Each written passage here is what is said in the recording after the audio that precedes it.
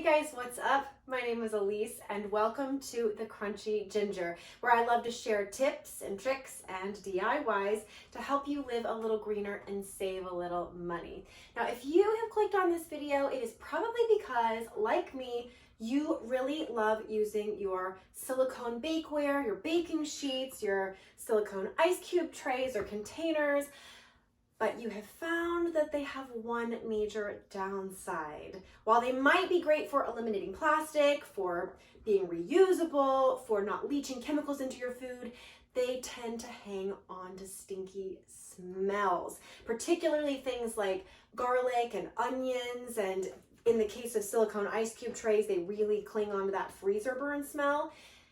But I'm also guessing you've clicked on this video because you are looking for an easy way to get rid of that smell. And the easiest way that I have found to do it is to bake it off.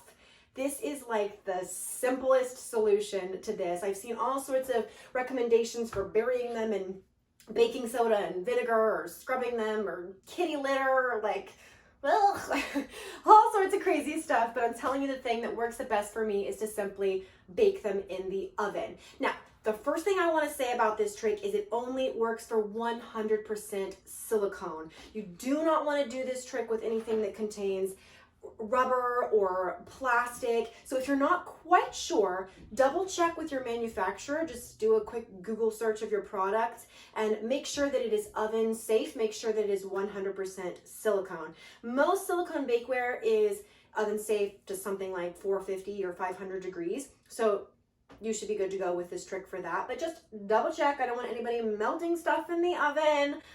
Please just double check. So what you're gonna do is turn your oven on to 350 degrees, and you'll want to use clean silicone bakeware. So these baking sheets, I've washed them, but they still are a little bit, really cling onto that like onion smell, but they are clean. So get everything washed. And then I like to put things on baking sheets just to make it easier. So I've got here this little guy. I love to freeze pesto in this, and it really clings to that garlic smell. And my silicone ice cube tray picks up that freezer burn smell. And my sheets here, I'm just gonna lay on a baking sheet like that. I'm gonna toss all this stuff in the oven, and we're gonna bake it for about an hour. But what you'll probably wanna do is check it in increments of about 20 minutes or so, just to kind of see if it has released the smell. And you probably will smell the kind of stinky smell coming off of it while it's in your oven. Basically, my understanding of this is that the little molecules that hold on to that like oniony, garlicky smell or whatever literally kind of evaporate and bake off in the heat. So we are gonna give it a try, and we'll see how long it takes to get these guys stank free. In we go. And we'll check it in about 20 minutes or so and see how it's doing.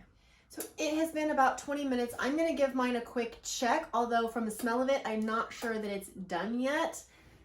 I definitely would recommend using tongs to give this a try. Carefully, don't burn your face.